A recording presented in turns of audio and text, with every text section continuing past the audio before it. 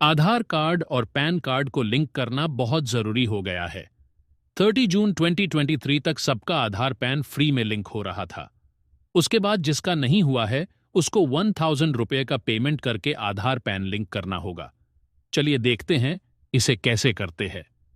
Note, सबसे जरूरी बात ध्यान देना है कि जिस व्यक्ति का आधार पैन लिंक कर रहे हैं तो उसके आधार और पैन दोनों में डिटेल सेम होना चाहिए।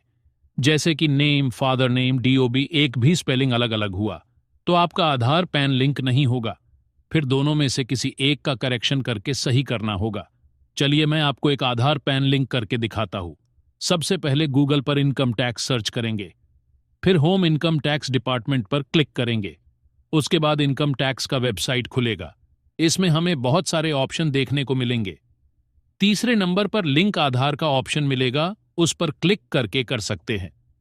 लेकिन पहले हम चेक करेंगे कि हमारा आधार पैन लिंक है कि नहीं। उसके लिए दूसरे नंबर पर दिया है लिंक आधार स्टेटस, उस पर क्लिक करेंगे।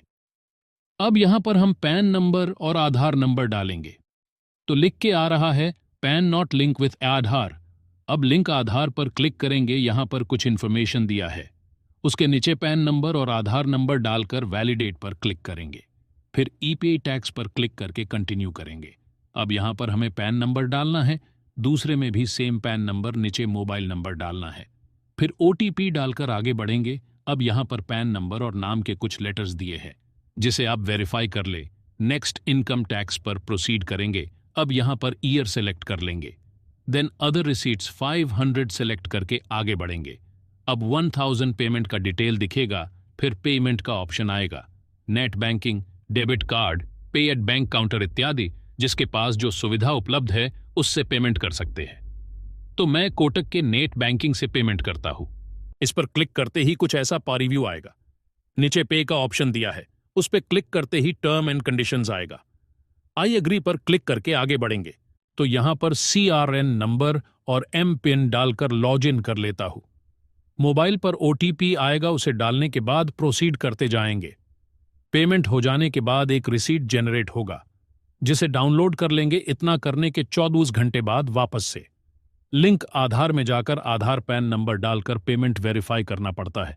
मोबाइल पर OTP आएगा, उसे डालने के बाद लिख के आएगा कि 48 घंटे में आपका पैन आधार लिंक हो जाएगा, जिसे आप लिंक आधार स्टेटस में जाके स्टेटस चेक कर सकते हैं।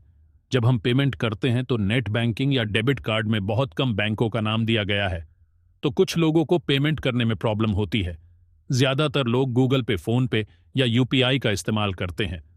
तो गूगल पे या UPI से कैसे पेमेंट करेंगे, इसके लिए मैं अलग से एक वीडियो बना दूंगा। ऐसे ही नए वीडियो के लिए हमें सब्सक्राइब करें। धन्यवाद।